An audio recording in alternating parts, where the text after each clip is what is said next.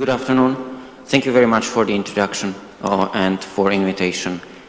Two friends went for a trip into a forest, and as they sit around the fireplace, there is a big bear out of the woods. And one of those friends goes back to the tent and starts putting on his running shoes. And the second one asks him, "What are you doing? Do you think those running shoes will help you run faster than the bear?" And he said, "No, they will help me to run faster than you." Where do structural reforms, the running shoes, so to say, stand within the framework of the solution to the European debt crisis, as we are here to discuss the European solution to the debt crisis?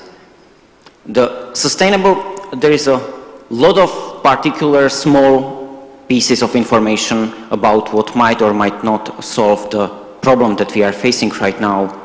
I think the sustainable solution to the current Eurozone debt crisis can be formalized in four steps. Two of them need to be done on the Europe-wide level, in cooperation of all the member states, and two of them are homeworks that each and every member country needs to do itself. Just to run quickly through them. The first and the most important element of the sustainable solution is protecting our credibility of the euro. Credibility of the euro as the second most important reserve currency right next to United States dollars. There is no such thing as being half pregnant, and there is no such thing as being half credible. You are either pregnant or not, you are either credible or you are not.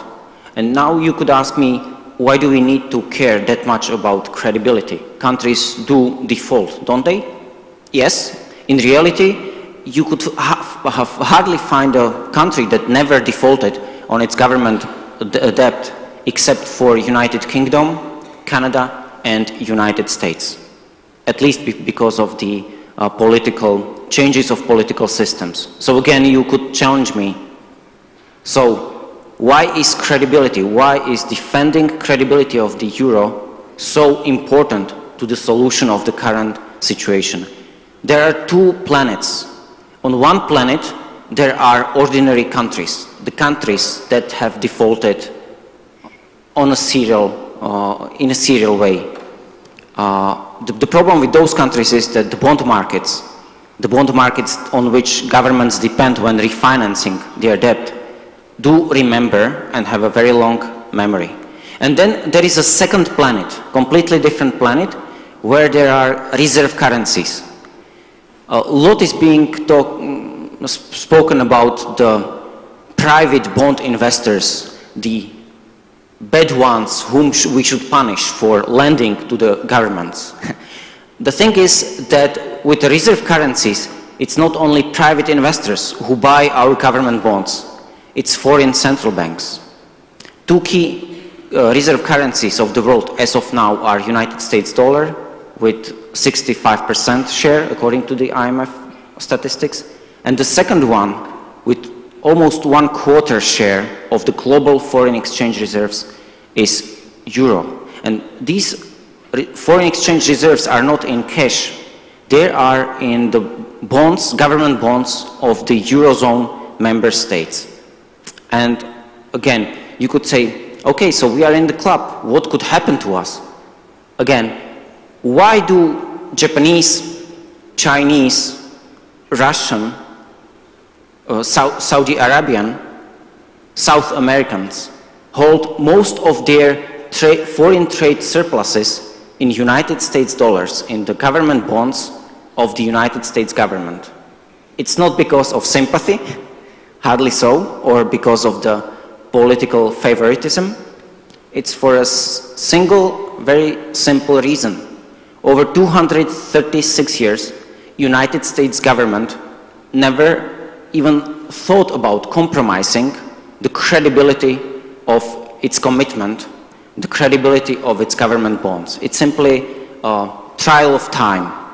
Thanks to the heritage of the Deutsche Mark, Euro has inherited a similar status and has built on it.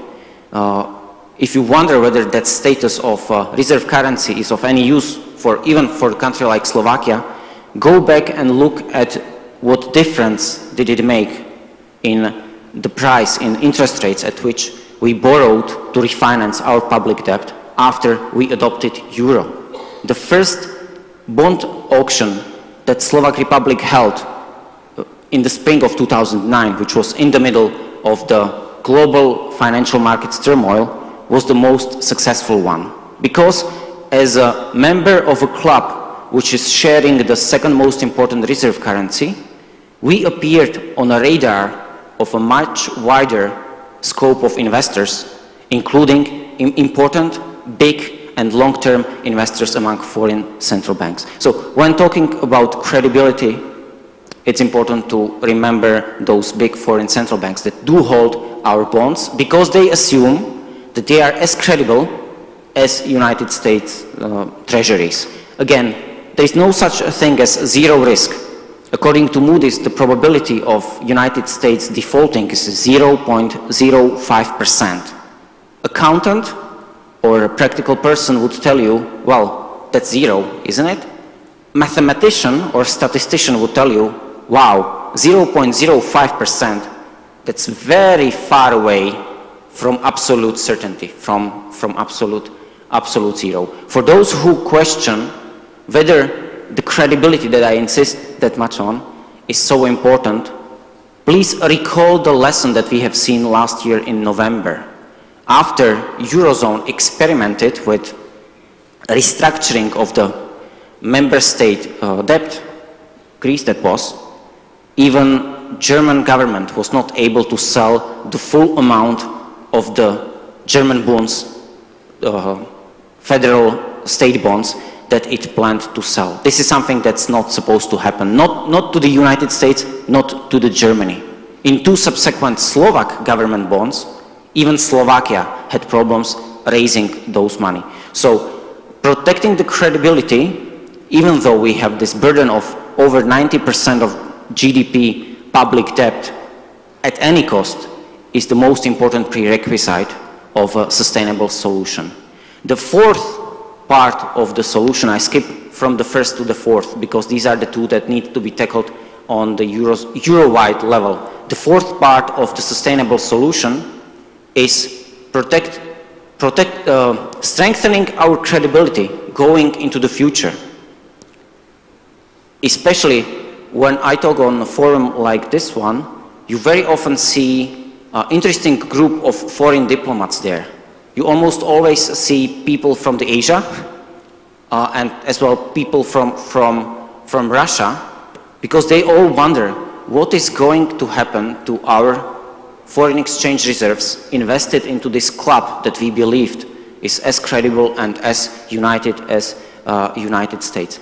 Going further, we must ensure that even though we remain a club with 17 independent fiscal policies, that we will be able to maintain similar credibility as United States. United States, its member states, do have problems. Over the past 15 years, West Virginia has been a net recipient of federal funds. It means West Virginia contributed to Washington less than it received. You will never hear American calling for expulsion of West Virginia from United States. You will never hear American calling for getting rid of California because of its chronic fiscal problems. They do tackle them, but they do tackle them together. The fourth part of the European solution must be strengthening our credibility going into the future, and part of that solution is the fiscal compact, much tighter rules for coordination of the fiscal policies. Part of that strengthening of the credibility going forward is also the planned banking union. At the end, the closer fiscal integration will anyway require more of a political integration, which means more of a direct democratic authority in Brussels, which means moving towards kind of federal EU. And now to the two core, and I think most important solutions of the current Eurozone debt crisis, which cannot be solved by anybody outside of any member states and which concern also Slovakia.